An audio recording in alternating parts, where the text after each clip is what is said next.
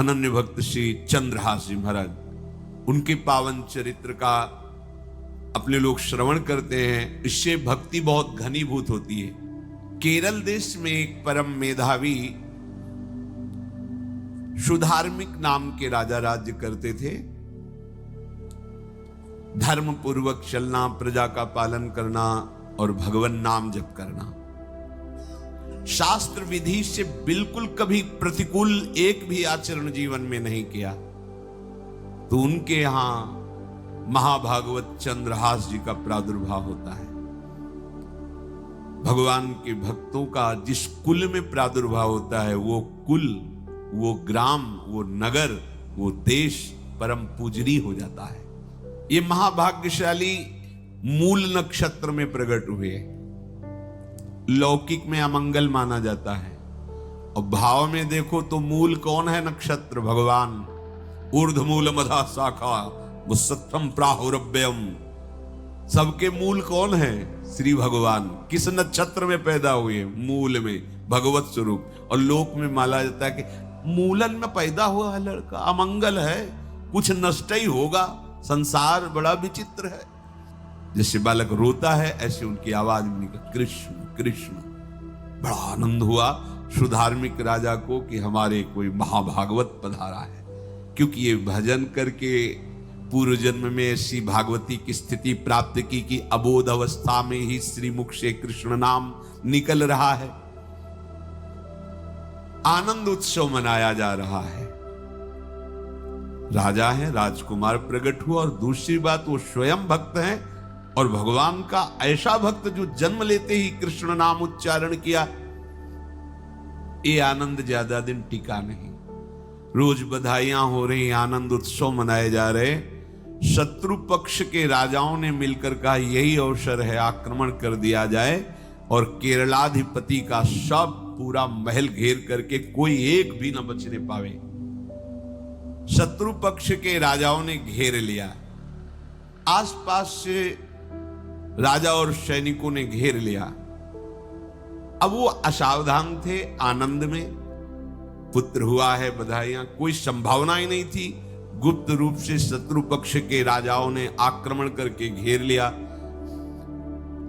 अब राजाओं की कई सेनाएं और इनकी असावधानी पूर्वक आनंदमयी वृत्ति में कोई पहले से पता हो तो तैयारी करते, तत्काल आक्रमण को रोकने का प्रयास किया, पर असफल रहे। इनके सैनिक भी मारे गए, राजा भी मारे गए, राजमहल को घेर लिया गया, कोई भी एक भी बच के न जाने पावे। तो राजमाता जिनसे चंद्रहास जी का प्रादुर्भाव हुआ था, उन्होंने धाय मां को कहा कि मेरे पुत्र को बचाने में तुम समर्थ हो, मेरे तो प्राण नहीं बचेंगे, अगर ये लोग नहीं मारते तो मैं अपने पति के शव के साथ सती हो जाऊंगी। पहले ऐसी धार्मिक निष्ठा माताओं बहनों में होती थी कि धाय मां ने विचार किया कैसे बचा सकती हूं, आसपास तो सब सैनिक घेरे हुए हैं। तत्काल उसने विचार किया कि अगर हम इनको राजकुमार की तरह ले जाती है तो हमें भी मारा जाएगा और इनको भी मारा जाएगा। देखो कितनी विपत्ति जन्म लेते हैं। कोई प्रश्न कर सकता है कि महाभागवत जिनके घर में प्रकट हो तो वहां धन वैभव सुख संपत्ति बढ़नी चाहिए, यहां तो जन्म से ही जैसे वहां माता पधारी, ये क्या है? तो श्री भगवान स्वयं कह रहे हैं यस्य तुष्टो रहम पार्थ वित्तम तस्य हराम्यहम करोमि बंधु विच्छेदम सच कष्टेन जीवति।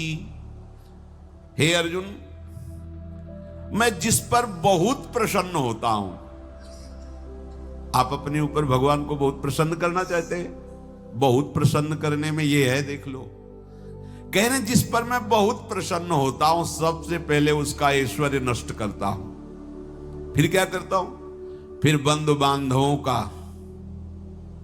फिर क्या करता हूं? असाध्य रोग उसके शरीर में। बोले महाराज ये तुम प्रसन्न हुए हो कि पूरे के पूरे नाराज हो गए हो? बोले यही मेरी प्रसन्नता है। क्या? माया का नाश। अब एकमात्र भरोसा केवल भगवान का, दूसरा कोई नहीं। ये सबको पसंद नहीं आएगा। सब तो उस भगवान की भक्ति चाहते हैं कि अगरबत्ती धूप बत्ती तन मन धन सब तेरा, स्वामी क्या लागे मेरा। पर अंदर से कह रहे सब तन मन धन सब मेरा, क्या लागे तेरा। ऐसे तो चलेगी भक्ति। लेकिन कई बार सत्संग में पीछे हितधाम में कहा था कि भगवान को रिझाकर लोक मांगोगे तो चैन से रह लोगे, और अगर उनसे प्यार करने की बात मन में ठानी कि बस मुझे केवल आपकी आंखों में आंखों को मिला करके जीवन व्यतीत करना है, मुझे और कुछ नहीं चाहिए, तो फिर लाडले आपको दुशरिहा का कोई आश्रय रहने नहीं देंगे। ध्यान रखना, जितने दुशरिहा होंगे तो ये बर्दाश्त हो तो कदम आगे बढ़ावे। बहुत प्रसन्न हो जाओ ठाकुर हम पे तो कह रहे यस्य तुष्टो हम पार्थ वित्तम तस्य हराम में हम करोमि बंधु विच्छेदम सच कष्टेन जीवती। जितनी श्वासें रहेंगी भयंकर कष्ट में उसको व्यतीत करने के लिए दूंगा। ये दंड नहीं है, ये पुरस्कार है। अनंत जन्मों का हिसाब बराबर करके कहीं इसकी वृत्ति मेरे से हट न जाए, ऐसे घेरे में डाल के अखंड चिंतन करवा के सजयति जयति जग उच्चरे। जाको करत श्याम सहाई प्रथम बरनो कृपा क्रम हो विषय मूल गवाई।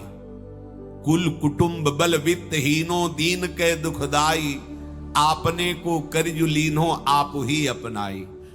कह रहे हैं अब मैं वर्णन करता हूं श्याम सुंदर जिस पर कृपा करते हैं उस पर कैसा बर्ताव करते हैं। बोले सबसे पहले उसके विषय भोगों का नाश कर देते हैं, फिर दूसरी कृपा कोई परिवार का कोई मित्र कोई रिश्ते नातेदार उसकी तरफ देखेगा भी नहीं। फिर ऐसा दुख प्रदान करते हैं कि केवल एक भरोसा रह जाता है, एक भरोसा एक बल एक आस विश्वास, बस नाथ आपके सिवा अब हमारा कोई नहीं। बस वहीं से जो चमत्कार प्रकट होता है, त्रिभुवन में कोई उसकी समानता नहीं कर सकता जिस पर ठाकुर की कृपा है। पर इस कृपा को हजम करने के लिए इसीलिए संत संग किया जाता है कि पहले से वो तैयार कर देते हैं। जैसे आर्मी की ट्रेनिंग होती है ना, ट्रेनिंग के बाद भी बॉर्डर में लगाया जाता है, ऐसे ही संतजन ये ट्रेनिंग देते हैं। अब जो टिके तो टिके, नहीं तो घर बैठे जाके। अगर टिक गया तो गुरु मेहरबान तो चेला पहलवान, भगवान भी परास्त नहीं कर सकते। उसमें ऐसी सामर्थ्य आ जाती है कि हर प्रभु के द्वारा दिए गए विधान को हंस करके स्वीकार कर लेता है। और ऐसा नहीं कि उसको कष्ट होता है, ये लोक भाषा में भगवान कह रहे हैं सच कष्टेन जीविता। नहीं तो जिस चिदानंद में वो सुख भोगता है वो ब्रह्मा को भी नहीं प्राप्त है जो भक्त को प्राप्त होता है। भक्त का वैभव दिव्य होता है, चिदानंदमय होता है। ये तो पापियों के पास भी वैभव है, रुपया पैसा कुटुंब परिवार। भगवान के दास के पास जो वैभव होता है वो अचिंत्य है, तुम चिंतन भी नहीं कर सकते, ऐसा वैभव होता है। धाय माने सेविका का रूप तत्काल लिया, जिससे पोछा झाड़ू लगाने वाली, और कुछ दोने पत्तल डाले, उनके नीचे चंद्रहास जी को डाला, ऊपर से करके इसे माथे पे रख के निकले। सैनिकों ने पूछा इसमें क्या है, तो उनका राजघराने के दोने पत्ते जूठे दिखा। ऐसे नीचे किया तो देखा सब ऊपर जूठन पड़ा। हाँ चल निकल जल्दी, भाग यहां से निकल। बस वो भागी, बचा ले गई।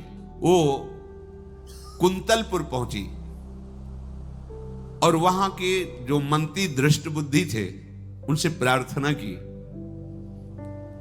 कि मैं सेवा कला में बड़ी प्रवीण हूं और ये मेरा पुत्र है, अगर आपकी कृपा हो जाए तो कुछ समय के लिए हम आपकी सेवा में, महल सेवा में रहेंगी और हमारे पुत्र का पालन पोषण हो जाएगा।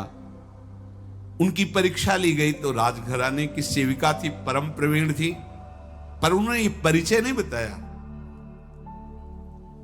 विधि विधान से राज्य की सेवा में प्रवीण दासी पाकर उसको अच्छा लगा, ठीक है आप रह सकती है। अभी चंद्रहास जी 3 वर्ष के ही थे कि धायमा पधार गई और ये हर समय कृष्ण कृष्ण कृष्ण कृष्ण कृष्ण नाम इनके चलता रहता था। अब जो उनका दुलार करने वाली थी धायमा, वो भी पधार गई तो कौन उनकी तरफ देखे। पर बहुत ही गौर वर्ण, बड़े ही सुंदर अब वो गलियों में भटकने, निकाल दिया महल से जब धाय माँ मर गई, क्योंकि धाय माँ की सेवा कारण उनको रखा गया था। 3 वर्ष के बालक गलियों में, तो कोई भी माँ देखती उनको तो कोई उनको वस्त्र पहना देती, कोई भोजन करा देती। ऐसे ही भगवान के भक्तों की बड़ी विचित्र लीला होती है। यहां चंद्रहास जी को जो भी माता बहन देखती कुंतलपुर के गलियों में, तो कोई वस्त्र, कोई स्नान करवा देती, कोई काजल लगाती, कोई भोजन पवा देती। परमहंसों जैसा जीवन कट रहा है। कृष्ण कृष्ण कृष्ण कृष्ण। 14 भुवनों में जिनकी अव्याहत गति है, जो सबको देखते रहते हैं, श्री देवर्षि नारद जी। ये कृष्ण कृष्ण बोलता है बालक, और इसका हरि के सिवा कोई नहीं। तो एक दिन एकांत में बैठे हुए थे बालक चंद्रहास जी, नारद जी पधारे हैं, भाई जी से मिले हैं। स्वप्न में कितने महापुरुष मिलते हैं जो भजन ठीक से करते हैं। ये बड़े बड़े महापुरुष आकर के उपदेश करते हैं। ये त्रिकाल सत्य हैं, कोई ऐसा नहीं है कि ये कहानी हैं, अभी हैं।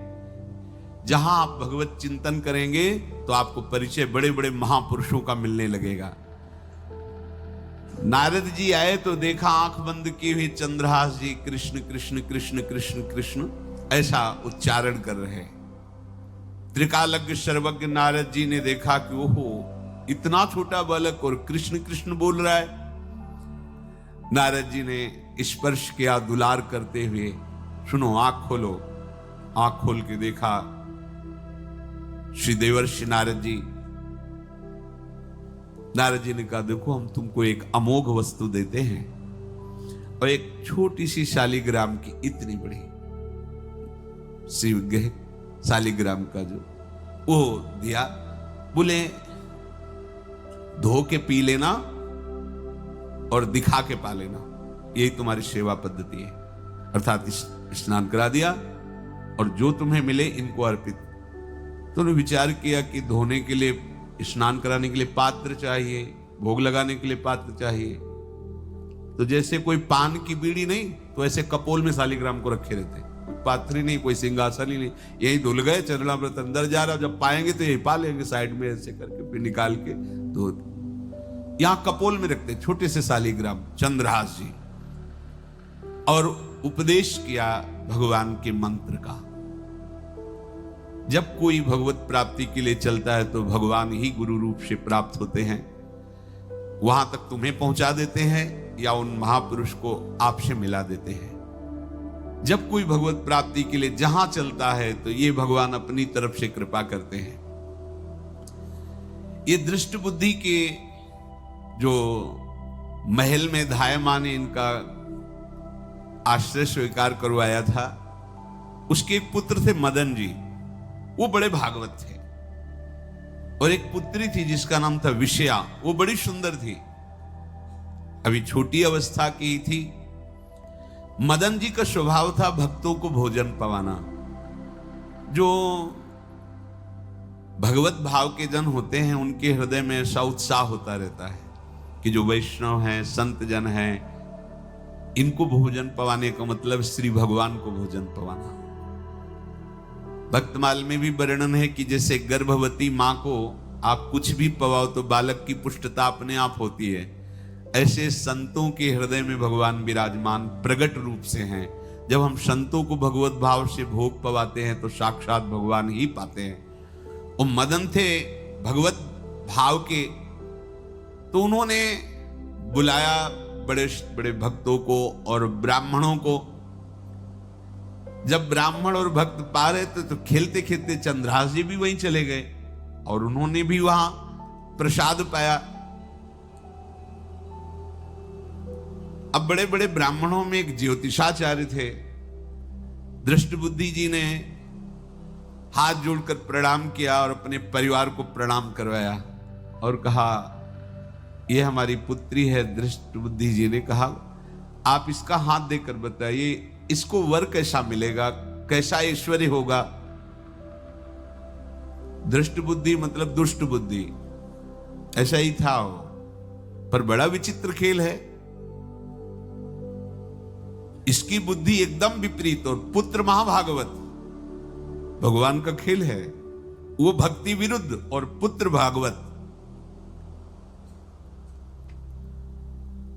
उन्होंने कहा वर, ऐसे दृष्टि डाली चंद्रहास जी वहीं पार, वो है इसका वर। वो इसे धाय का एक दासी का लड़का हमारी पुत्री का वर बने। बोले शायद आपने ध्यानपूर्वक रेखा नहीं देखी, वो हम देख लिए, यही है तुम्हारी पुत्री का वर। दृष्ट बुद्धि ने विचार किया कि एक भिखमंगा हमारी राजकुमारी पुत्री का दूल्हा बने। पंडित जी को तो दक्षिणा दी, विदा किया और सैनिकों से कहा घर से निकलने न पावे बालक, क्योंकि ज्योतिष पक्की, ज्योतिष शास्त्र सत्य है, पर उसका सम्यक ज्ञान होना चाहिए।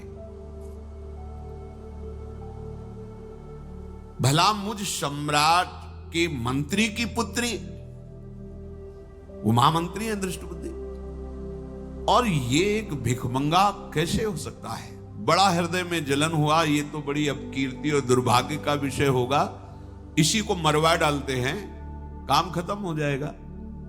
निश्चय किया और जल्लादों को बुलाया और कहा बालक जो पंगत में भोग पा रहा है, इसको ले जाओ और जंगल में मार के, और इसका कोई अंग हमें काट के दिखाओ कि हम मार, मतलब पक्का मार देना है। क्योंकि वो इतने सुंदर थे, इतने सुशील थे, इतने प्यारे लगते थे कि कोई भी मारने के लिए तैयार। इसीलिए उसने शर्त रखी, इनका अंग काट करके हमको प्रमाण में दिखाया जाए कि मार दिए गए हैं। चांडालों ने हाथ पकड़ा चंद्रहास जी को, लेकिन चंद्रहास जी का स्पर्श करते हुए उनको ऐसा दुलार होने लगा हृदय में, जैसे मां को अपने बच्चे से दुलार होता है। स्पर्श करते, दरस परस अघनाश, भक्त का स्पर्श ही पापों का नाश कर देता है। वो दो जल्लाद आपस में कहने लगे भाई जीवन हो गया लोगों को मारते हुए, कभी कोई पुण्य का काम नहीं किया। ये देखो भक्त संग का प्रभाव। इस सुकुमार विशाल नेत्र, कैसा सुंदर बालक जो हमारे चित्त को चुरा रहा है, इस दुष्ट बुद्धि मंत्री ने आदेश किया मारने का। भला इससे क्या बिगाड़ा इनका, क्यों मारना चाहता है? देखो वैसे तो मां पापी है ही है, क्योंकि जल्लाद घर में जन्मे हैं, पूर्व जन्म के पापों के अनुसार इस जन्म में न जाने कितनों को हमने काटा है। पर पता नहीं क्या हो रहा है, मेरे हृदय में ऐसी हिम्मत नहीं आ रही कि इस बालक को मैं मार सकूं। दूसरे ने कहा फिर अगर उसको तुम नहीं मारोगे तो तुम मारे जाओगे, कुछ तो करना पड़ेगा। नहीं नहीं, इस छोटे से बालक से क्या किसी को नुकसान। एकांत जंगल में ले गए और कहा तुम जानते हो हम तुम्हें किस लिए बुलाए हैं? चंद्रहास जी बालक थे, 5 वर्ष की आयु अब हो गई थी, तो उनका मुझे पता नहीं कि आप क्यों लाए हैं। बोले हम जल्लाद हैं, तुम्हें मारने का हुक्म दृष्ट बुद्धि ने दिया है, मारना तो पड़ेगा ही तुम्हें। हमारी इच्छा नहीं कि मारें, पर हम तुम्हें अंतिम बात पूछते, तुम्हें कुछ भी पसंद हो, कुछ भी, तो तुम कहो, हम तुम्हारे लिए ला के देंगे, जो तुम्हें चाहिए बोलो, पर हमें वध करना पड़ेगा तुम्हारा। तो उनका मुझे कुछ और नहीं चाहिए, बस थोड़ा सा समय चाहिए। यदि आप मारना ही चाहते हो तो थोड़ा हमारी पूजा है हम कर ले, इसके बाद मार लीजिए। आपको तो बल है, अस्त्र हैं, मैं तो बालक हूं। उनका हाँ हम तुम्हें समय देते, तुम किसी को पुकार भी सकते हो, जो तुम करना चाहो कर सकते हो।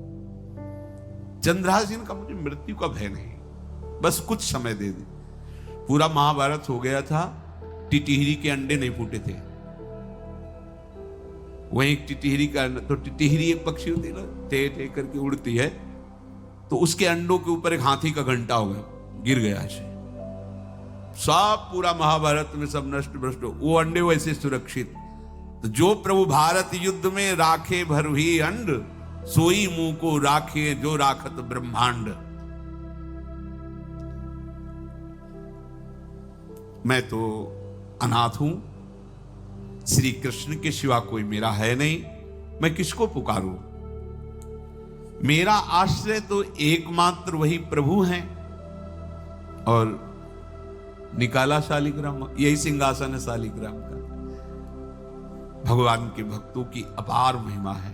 क्या सेवा, वहां कोई पंचपात्र गंगा जल ये सब थोड़ी है, लेकर बस आंसुओं से अभिषिक्त कर रहे हैं। प्रभु मुझे तो कोई ज्ञान नहीं कि आपकी सेवा कैसे की जाती, मैं तो अपने मुख में ही आपको रखता हूं।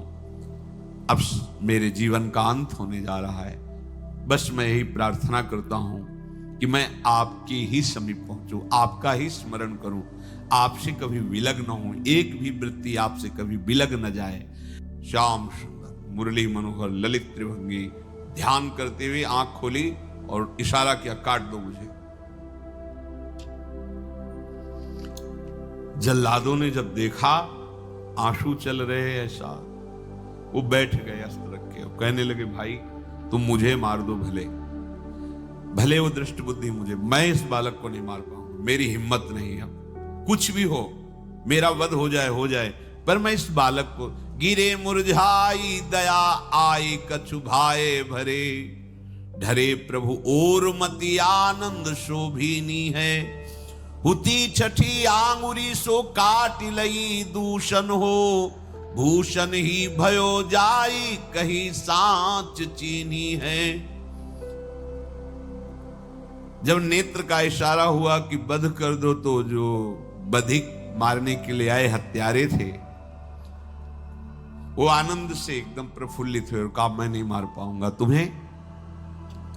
तो एक ने कहा देखो एक उपाय मुझे दिखाई दे रहा है, इस बालक में विशेषता तो है ही, पर इसके पैरों में देखो, बाएं पैर में एक छठी अंगुली भी है, किसी किसी को होती है। गांव में तो कहते छंगू या छंगा, जिससे होता है ना गांव में, और ये छंगा मतलब 6 अंगुली की। बोले इसको अगर काट लेते हैं तो प्रमाण भी सत्य, जिसकी कसम खवाएगा मैं खा लूंगा कि ये चंद्रहास जी के है, और मैं मार दिया। और कौन इस बालक को ढूंढेगा, जंगल में छोड़ देते, अपनी तो सामर्थ्य नहीं। बधिकों ने, जल्लादों ने ऐसा ही किया और जाकर अंगुली दिखा दी, मैं बालक का वध करके आ गया हूं। उनको यह कि लाखों बार इन्होंने वध किया तो संशय का कोई रिश्तेदार थोड़ी है, वो तो बालक है, उसको मारने में क्या, हाँ ठीक है मार दिया गया। अब वो जो चले गए तो अंगुली जो कटी थी उससे रक्त प्रवाह हो रहा है। कृष्ण कृष्ण जगन्नाथ वासुदेव जनार्दन, हे कृष्ण हे जगन्नाथ हे वासुदेव हे जनार्दन, ऐसे नाम उच्चारण करते हुए मूर्छित हो रहे हैं चंद्रहास जी। वो छोड़ करके जल्लाद चले गए। चंद्रहास जी भगवान का स्मरण कर रहे हैं, तो जितने जंगल के मृग हैं वो सब मंडलाकार घेर के ऐसे। एक हुमा नाम का पंछी होता है, अगर उसके पंखे की छाया पड़ जाए तो चक्रवर्ती सम्राट का वैभव प्राप्त होता है। और वो भीड़ की भीड़ पक्षी आकर चंद्रहास जी के ऊपर ऐसे घेरे हुए हैं, आसपास मृग मृगी मृग शावक सब घेरे हुए हैं।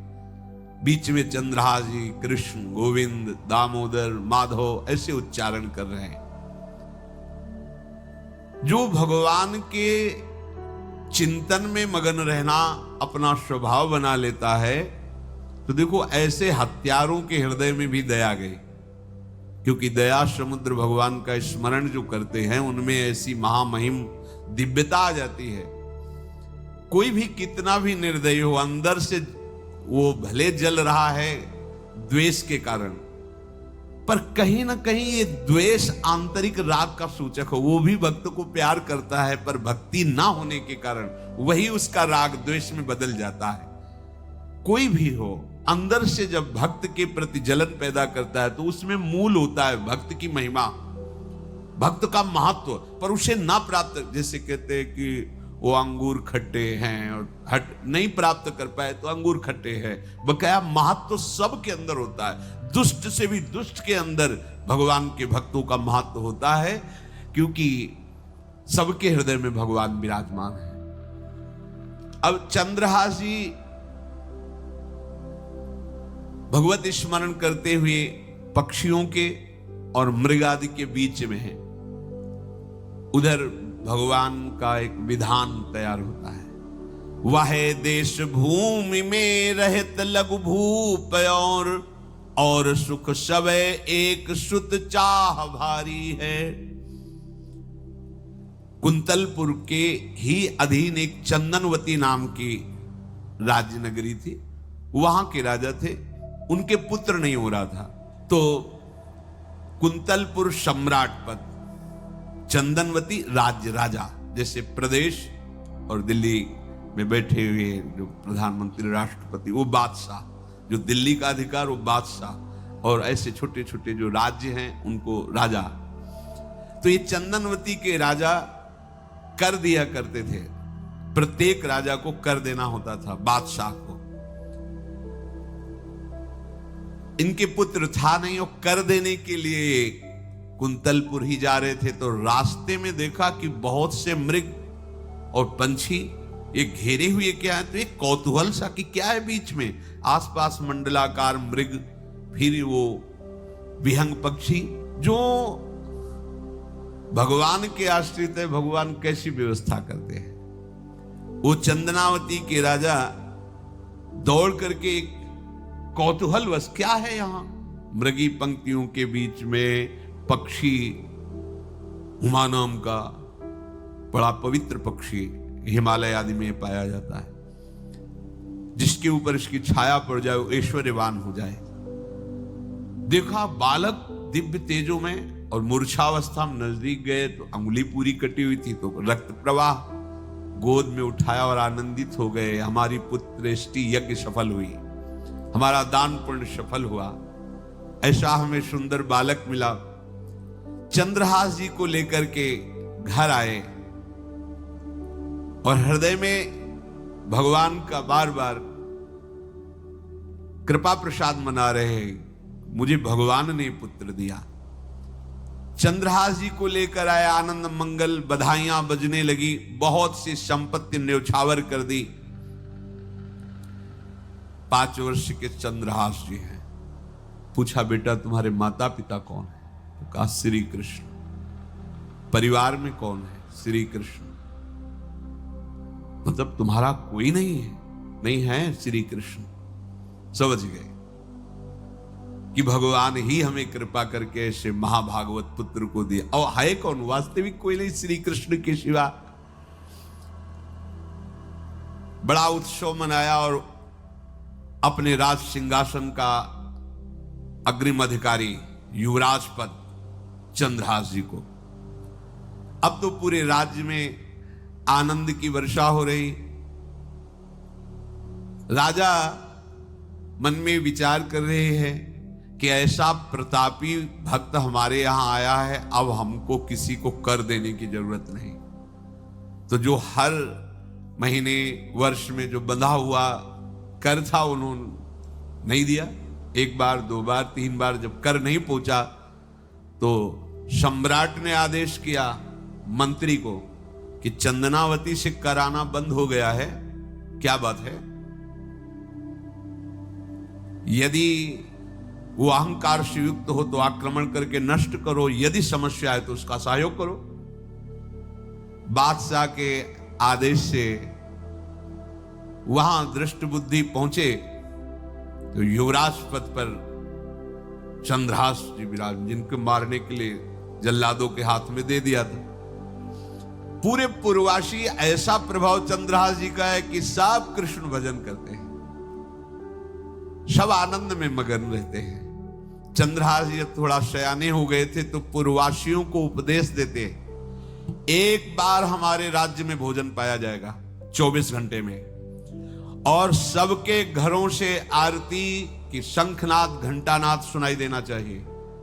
सबके यहां शाम के रोज नाम कीर्तन और भगवत कथा होनी चाहिए, क्योंकि आयुष्यम चपलम तादृक जल बुद्बुद सन्निभम चिंतयध्वम जनामूढ़ा माधवम वर्षम सुस्थिरम। भाइयों, ये आयु बड़ी चंचल है, कब शरीर छूट जाए पता नहीं, पानी का बुलबुला कब फूट जाए कोई पता नहीं। इसलिए माधव श्री कृष्ण का नाम कीर्तन, उनकी आरती पूजा, उनका ध्यान और एक टाइम भोजन। पूरे नगर में अब सोचो कितना भक्ति का प्रभाव होता है। पूरा नगर में हर घर में आरती पूजा कीर्तन चक्रवर्ती सम्राट के लक्षण स्वाभाविक चंद्रहास जी में प्रकट होते थे। अब दृष्ट बुद्धि जब वहां गया, देखा युवराज पद पर, पहचाना कि वही बालक है, ये तो चंद्रहास है, क्योंकि काफी समय तो महल में ही रहे थे धाय मां के साथ और अच्छे से पहचान थी। अब उन्होंने विचार किया कि ये तो बहुत अनिष्ट हो गया, हमने तो मारना निश्चित किया था और जल्लादों ने इसको छोड़ दिया और अब तो ये राजा का राजकुमार बन गया। तो राजा से कहा कि पहली बात, युवराज पद पर बैठालने के पहले तुम्हें सम्राट को सूचना देनी चाहिए थी। दूसरी बात, अभी तक तुमने कर नहीं दिया। जानते हो कि अगर सम्राट का भाव बदल गया तो एक क्षण में तुम्हारे राज्य को नष्ट कर दिया जाएगा। तो राजा ने हाथ जोड़कर चंद्रावती के राजा ने कहा, महाराज आप ही अब हमारी रक्षा कर सकते हो। तो उसकी दृष्टि चंद्रहास पर थी, इसको मरवाना है, क्योंकि पंडित ने बताया था यही पति बनेगा। अरे तो अब तो आनंदित होना चाहिए कि अब तो राजा बनेगा, अब तो बढ़िया है। लेकिन चंद्रहास जी को यदि आप सम्राट के पास भेज देते हैं और सम्राट निश्चित प्रसन्न हो जाएंगे चंद्रहास को देख के, तो वो तुम्हारे इस अपराध को क्षमा कर देंगे। युवराज पद दे दिया और भेंट नहीं दी, कर नहीं दिया महीनों से, तो ऐसा करो चंद्रहास जी को भेज दो। राजा ने स्वीकार कर लिया।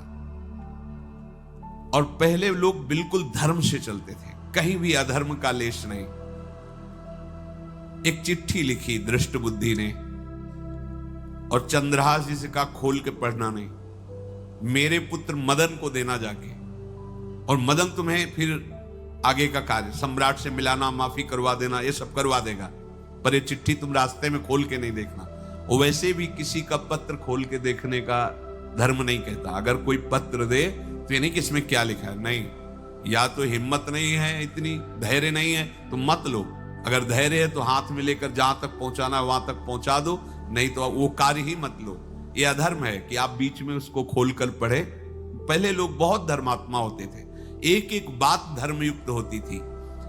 चंद्रहास जी को चिट्ठी दी, चंद्रहास जी ने पत्र को अपनी पाग में खोस लिया और कुंतलपुर के लिए चले।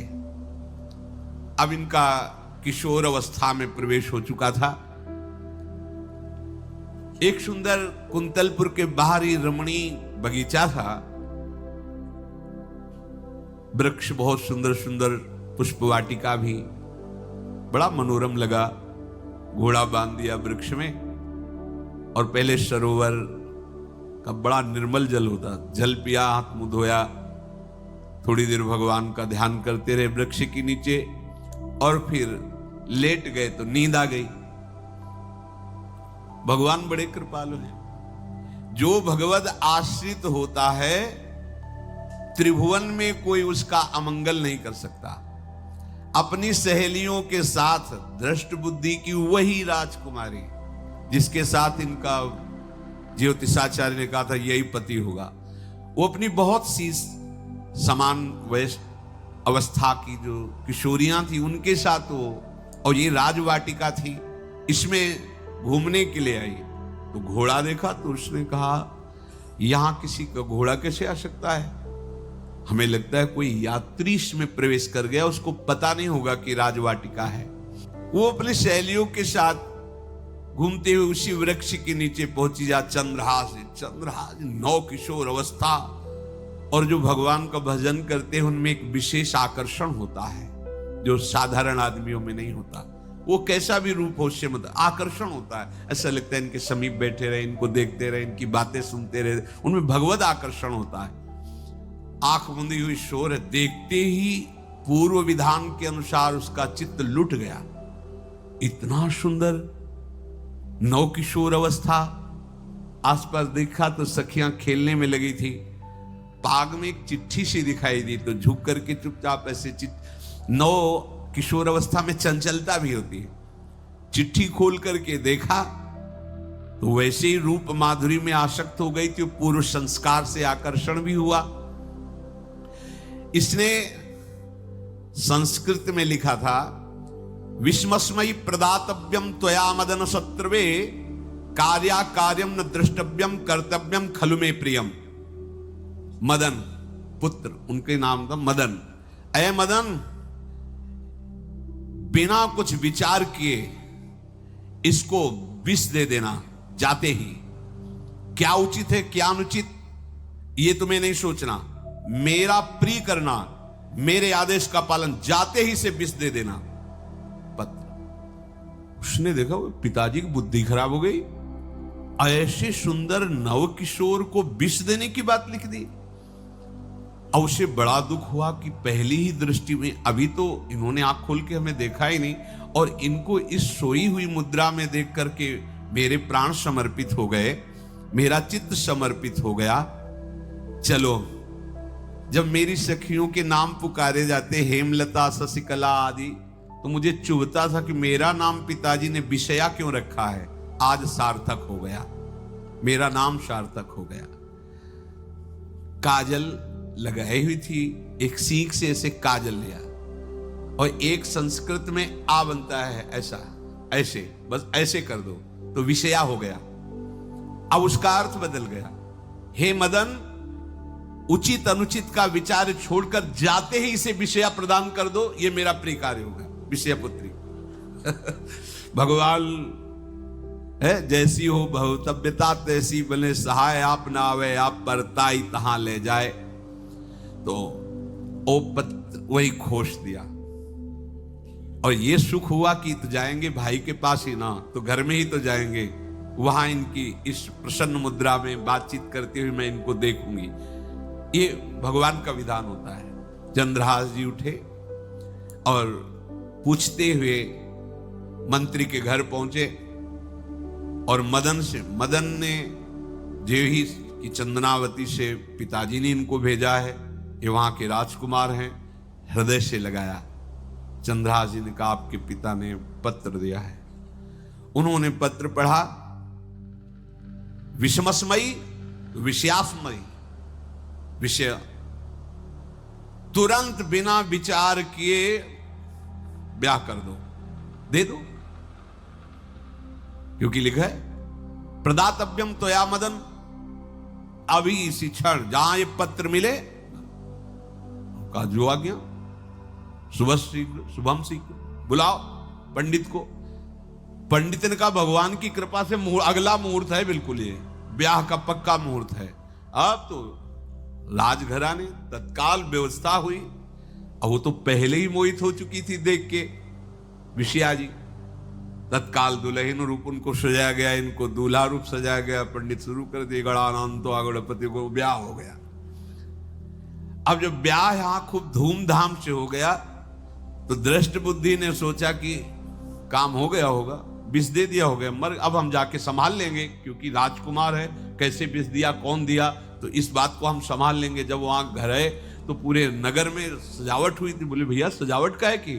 बोले महाराज आपके ही आदेश से तो है, आपने दूल्हा भेजा था। दूल्हा भेजा, ब्याह किसने कब कहा ऐसा? बोले वो तो मदन के पास चिट्ठी रखी है। अब वो घर गए, मदन को बोला बोले तुम्हारी बुद्धि मारी गई क्या? हमने पत्र में लिखा था। दिखा दे, लिखा था हमने विष, इसमें विषया कैसे लिख गया? काजल से ऐसे, और पहले स्याही काजल की ही होती थी, तो ऐसे भगवान सब कुछ बना देते हैं। उनका पिताश्री एक भी अक्षर आपकी आज्ञा को उल्लंघन, आपने लिखा था बिना विचार किए उचित अनुचित का हमारी आज्ञा का पालन किया जाए। विषया प्रदातव्यम मदन, मेरा नाम लेके आपने संबोधन करके ये देखो ये लिखा हुआ है, इसमें हमारी त्रुटि क्या है?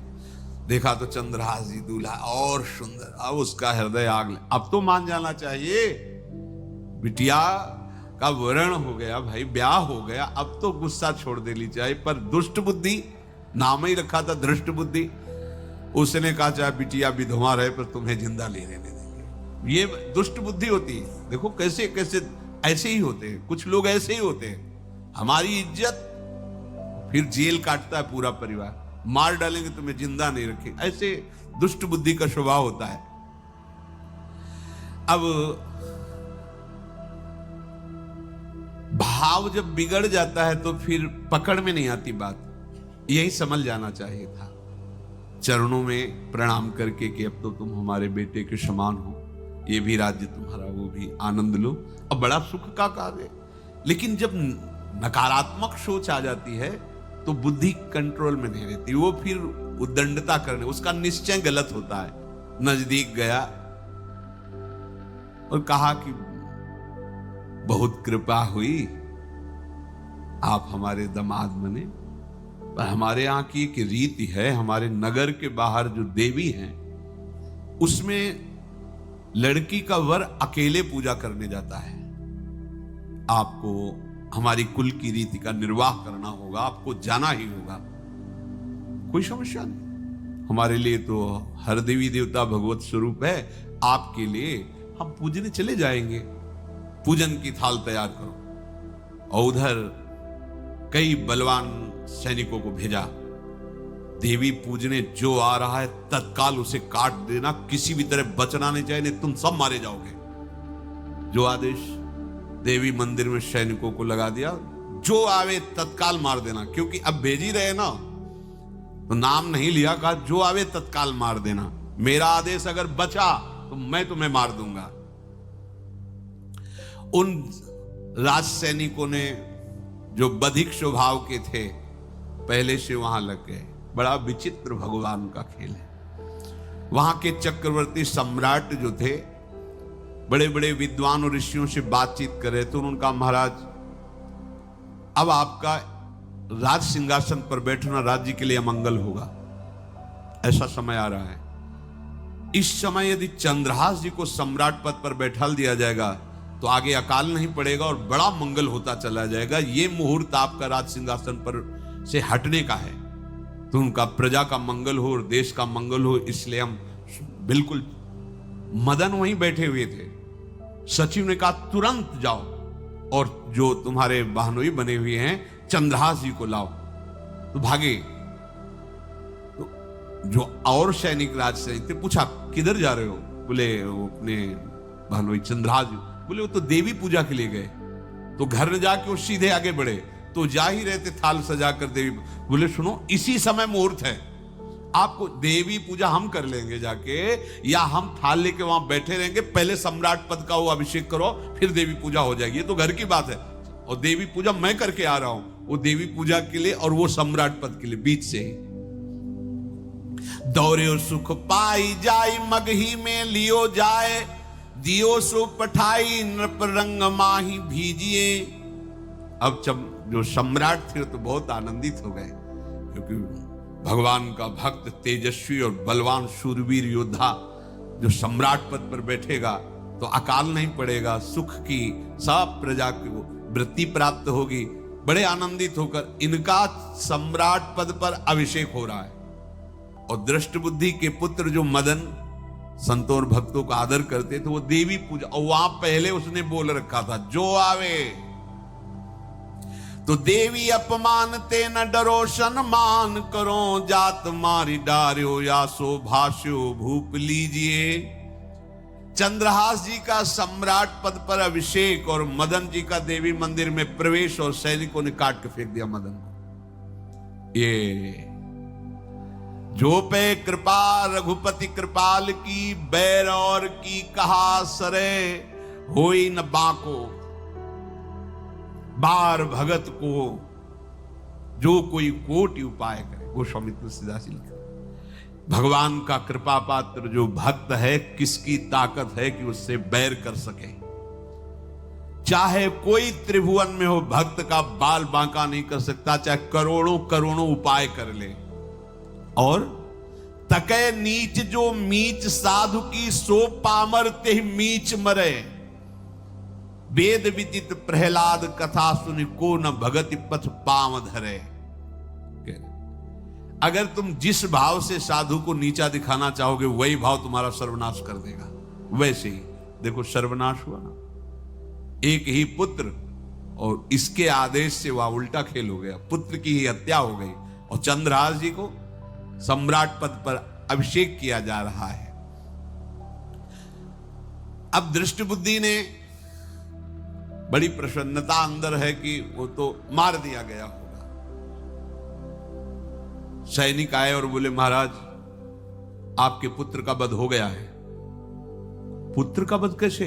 बोले आपने कहा था जो आए उसे मार देना, तो आपका पुत्र ही थाल लेकर पूजन। वो तो चंद्रहास, बोले उनका तो अभिषेक हो गया सम्राट पद पे। ये कैसे हो? अब अंदर भारी दुख उनके हृदय में। उन्होंने बताया कि तुम्हारे पुत्र को तो हम लोगों ने ही काट डाला आपके आदेश के अनुसार। आपने कहा था जो जाए उसे काट। अब तो छाती पीट पीट के, माथा फोड़ फोड़ के खूब रो रहा है।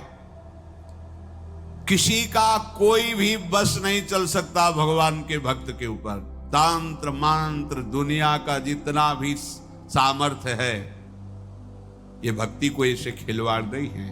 अब वो बार बार मैं कितना भागी, हाय मैं कितना भागी, अपने पुत्र को ही मरवा दिया, ये हाहाकार करके रो रहा है।